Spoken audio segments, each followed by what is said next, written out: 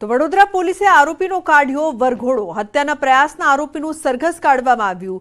20 નવેમ્બરે જાહેરમાં હુમલો કર્યો હતો। યાકુતપુરા વિસ્તારમાં ઘટનાનું રીકન્સ્ટ્રક્શન કરવામાં આવ્યું। તો 20 નવેમ્બરમાં જાહેરમાં હુમલો કરવામાં આવ્યો હતો। પોલીસ દ્વારા કાર્યવાહી કરવામાં આવી। યાકુતપુરામાં રીકન્સ્ટ્રક્શન કરવામાં આવ્યું અને આરોપીનું સરઘસ પણ કાઢવામાં આવ્યું। આ મામલે પોલીસ દ્વારા વધુ તપાસ કરવામાં આવી રહી છે।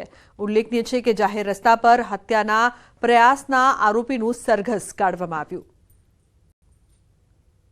તો આરોપીએ 20 નવેમ્બરના રોજ જાહેરમાં હુમલો કર્યો હતો।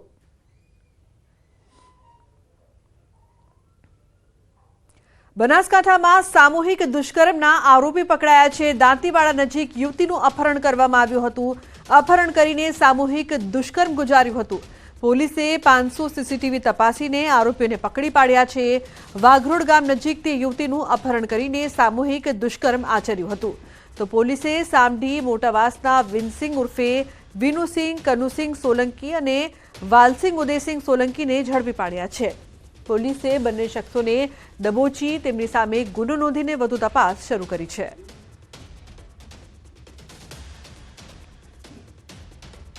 તો ભાવનગરમાં 22 વર્ષીય યુવતી સાથે છેડતીની ઘટના બની છે। પાણી ભરવા જતા યુવતી સાથે છેડતી કરવામાં આવી। વર્તેજ વિસ્તારમાં બની છે ઘટના। પોલીસે આરોપી ઘુઘા ચારુલિયા સામે નોંધ્યો છે ગુનો। તો યુવતીને સારવાર અર્થે હોસ્પિટલમાં ખસેડાઈ છે। ગીર સોમનાથમાં યુવકને મારવાનો વિડીયો વાયરલ થયો છે। 4 શખ્સોએ યુવકને પાઇપ લાકડીઓથી માર માર્યો। વિડીયો સામે આવતા પોલીસે ગુનો નોંધીને કાર્યવાહી આરંભી છે। પેટ્રોલ આપવા જવાનું મન દુઃખ રાખીને યુવકને માર મરાયો। પાઇપ અને લાકડી વડે મારતા 4 શખ્સો સામે ગુનો દાખલ થયો છે। પેટ્રોલ આપવા જતા કરી હતી મારામારી। જાનથી મારી નાખીશુંની પણ ધમકી આપી। તો પોલીસે વિજય સોલંકી, પ્રવીણ સોલંકી, ભરત સોલંકી અને રમેશ સોલંકી સામે નોંધ્યો છે ગુનો। તો પાડોશી દેશ બાંગ્લાદેશમાં હિન્દુઓ પર અત્યાચારના પડઘા પડ્યા છે। ગીર સોમનાથના વેરાવળમાં પડ્યા। વેરાવળમાં ટાવર ચોકથી પ્રાંત કચેરી સુધી વિવિધ બેનરો સાથે સૂત્રોચ્ચાર સાથે રેલી યોજી પ્રાંત અધિકારીને હિન્દુ અસ્મિતા મંચ અને રાષ્ટ્રીય સ્વયંસેવક સંઘ દ્વારા આવેદનપત્ર પાઠવવામાં આવ્યું। સામાજિક સમરસતાના જિલ્લા સંયોજકે રોષ વ્યક્ત કર્યો છે। તેમણે કહ્યું કે બાંગ્લાદેશમાં હિન્દુઓ પર અત્યાચાર કરાઈ રહ્યા છે, મંદિરો તોડાઈ રહ્યા છે, હિન્દુ બહેનો પર દુષ્કર્મ કરાય છે, જેથી ભારત સરકારે હસ્તક્ષેપ કરી આ મુદ્દે યોગ્ય પગલાં ભરીને કાર્યવાહી કરવા જણાવ્યું છે। આજે જે બાંગ્લાદેશમાં જેનું નિર્માણ આજે હિન્દુ સૈનિકો દ્વારા થયું છે એ આપણે આજે સનાતનીઓને મંદિરો તોડે છે, બહેનોની હત્યા થાય છે, ઘરમાં લૂંટ થાય છે, અત્યાચારમાં બહેનો ઉપર બળાત્કાર થાય છે, આખી દુનિયાને ખ્યાલ છે। અને ત્યાંની જે સરકાર છે એ કોઈ પણ જાતના કોઈ પગલાં લેતી નથી।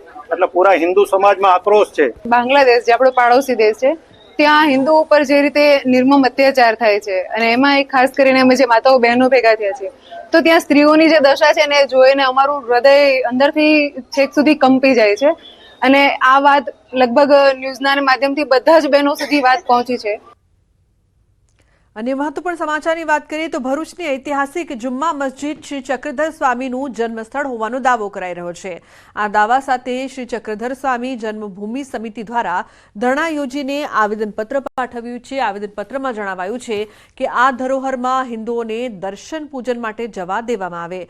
સાથે જ પુરાતત્વ વિભાગ દ્વારા સંરક્ષિત આ મસ્જિદના વિવાદને લઈને ચાંપતો પોલીસ બંદોબસ્ત ગોઠવાયો છે।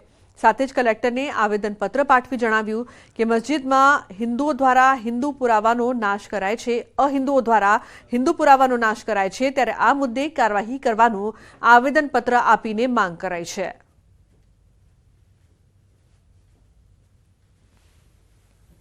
वहां पर हमारा जो वास्तु है, चक्रधर स्वामी जी का जन्मभूमि है, उसको अहिंदुओं द्वारा नष्ट किया जा रहा है। उसके एविडेंस हमारे पास है। इससे पहले भी नष्ट किए चुके हैं, इसके बाद भी वो करने वाले हैं। इसकी सूचना भी हमें पहले मिल चुकी है। इसलिए आज कलेक्टर साहब को हम जगाने के लिए यहां पर आए हुए हैं। तो बुलेटिन में हाल रोकाईशुं एक ब्रेक माटे। आप जोता रहो न्यूज़ 18 गुजराती।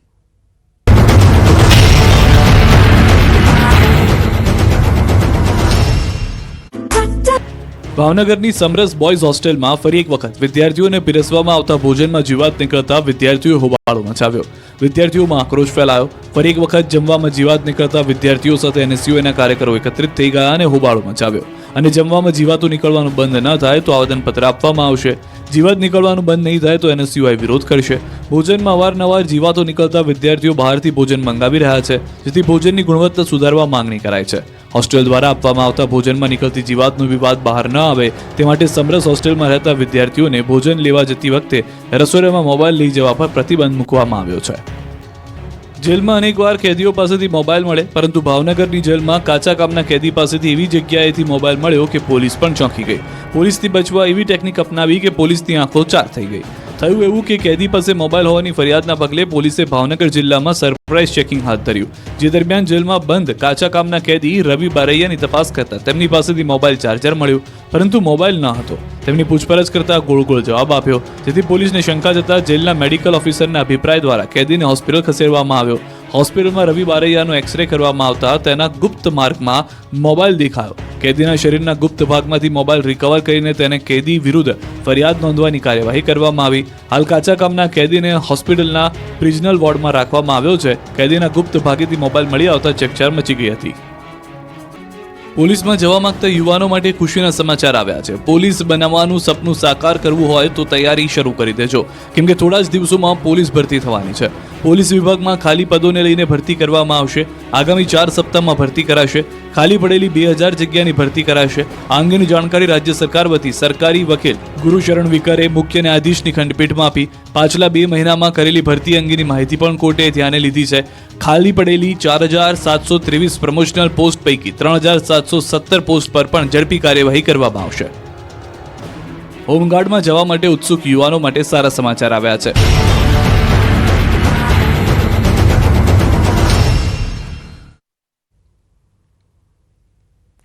Welcome back. સમાચારમાં આગળ વાત કરીએ તો મોરબીના હળવદમાં ખાતરના ગોડાઉનમાં દરોડા પાડવામાં આવ્યા.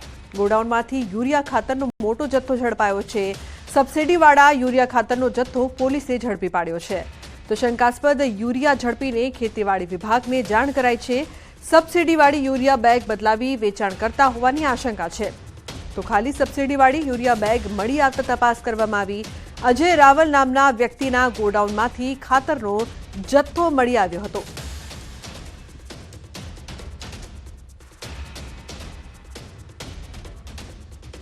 નર્મદામાં દીપડાએ બાળક પર હુમલો કર્યો છે. તો ખાટા આસિત્રા ગામમાં બાળક પર દીપડાનો હુમલો. ખેતરમાં ગયેલા બાળક પર દીપડાએ હુમલો કર્યો. ખાટા આસિત્રા ગામ નજીક ખેતરમાં ગયેલા બાળક ઉપર દીપડાએ હુમલો કર્યો છે. તો દીપડાએ બાળક પર હુમલો કરીને ગળાના ભાગે દબોચી જઈ કપાસના ખેતરમાં 50 ફૂટ વધુ ખેંચી ગયો. દીપડો બાળકને ખેંચીને પાછળ દોડી બાળકના પિતાએ કર્યો બચાવ. દીપડાએ હુમલો કરતા 5 વર્ષીય બાળકને ગળાના ભાગે ગંભીર ઈજા પહોંચી છે. બાળકને ઈજા પહોંચતા તિલકવાડા સામૂહિક આરોગ્ય કેન્દ્ર ખાતે ખસેડવામાં આવ્યો છે.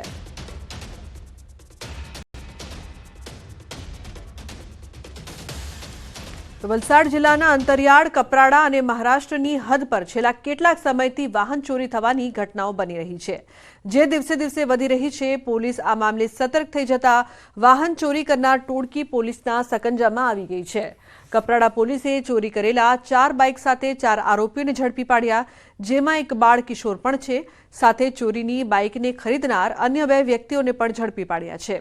ઉલ્લેખનીય છે કે પોલીસને મળેલી બાતમીના આધારે કપરાડા નજીકથી પસાર થતા હાઈવે પરથી એક બાઇક પર આવેલા 2 વ્યક્તિઓને થોભાવવા પ્રયાસ કર્યો હતો, જેમાંથી એક સગીર ભાગી ગયો હતો, જ્યારે બાઇક ચાલક પોલીસના હાથે ઝડપાયો હતો.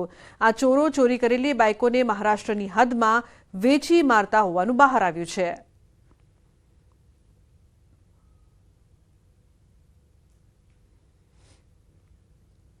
તો સુરેન્દ્રનગરના ધ્રાંગધ્રા ખાતે બાઇક શો રૂમમાંથી થયેલ બાઇક ચોરીનો ભેદ ઉકેલાયો છે. પોલીસે ગૌતમ મકવાણા નામના શખ્સને ઝડપી પાડ્યો છે.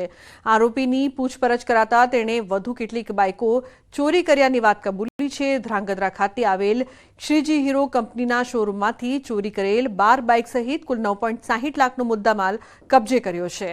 તેમજ ઝડપાયેલા શખ્સ વિરુદ્ધ ગુનો નોંધીને કાયદેસરની કાર્યવાહી હાથ ધરાઈ છે.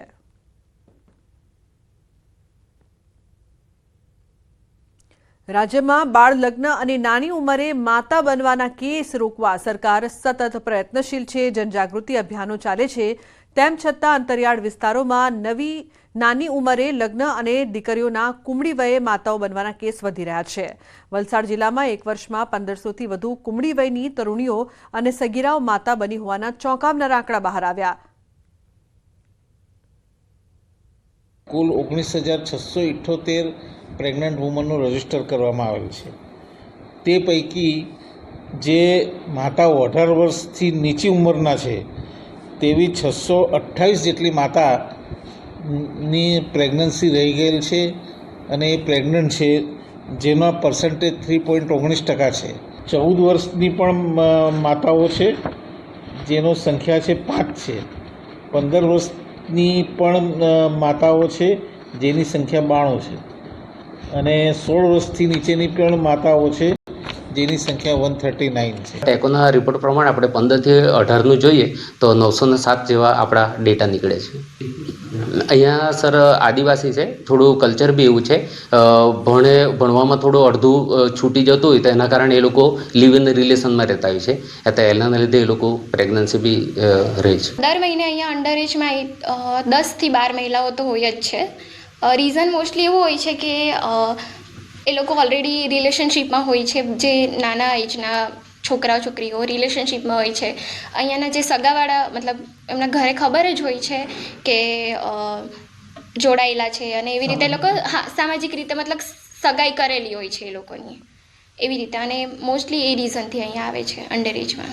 રિસ્ક ઘણું હોય છે, જેમ કે માતાને ઘણું રિસ્ક હોય છે, બાળકને ઘણું રિસ્ક હોય છે. આ સૌથી વધારે મોટી સમસ્યા કે એને નાની ઉંમરે જો લગ્ન થતા હોય તો એનું માતા મરણનું પ્રમાણ વધતું હોય છે અને એના કારણે આવનારા સમયની અંદર પણ આ પ્રમાણ વધે એવું અમને દેખાય. પણ એવું લાગે છે કે આના માટે એક યોગ્ય શિક્ષણ લેતા થઈ જાય, બાળકો શિક્ષિત બને અને એ શિક્ષણની સાથે સાથે મને એમ પણ લાગે છે કે જાતીય શિક્ષણ પણ એ લોકોને મળી રહે અને એના પણ કદાચ એવા સમજણ મળે ને એવા કાર્યક્રમો થાય. નાની વયે બાળકીઓ પ્રેગ્નન્સી રહે છે અને એના કારણે ખૂબ ગંભીર પ્રશ્ન છે. કારણ વારંવાર એવા કિસ્સાઓ કપરાડા તાલુકાની અંદર બને છે અને જ્યારે પણ ડિલિવરીનો પ્રશ્ન આવે છે એ વખતે નાની વયે પ્રેગ્નન્સી હોવાના કારણે બાળ મૃત્યુનું પણ પ્રમાણ વધવાનો ચાન્સીસ રહે છે અને માતા મરણ પણ થવાના ચાન્સીસ રહે છે. આરોગ્યમાંથી ડેટા લઈ અને એ લોકો કયા સંજોગોમાં પ્રેગ્નન્સી થયેલી છે અને એની વિગતવાર અમે તપાસ કરીશું અને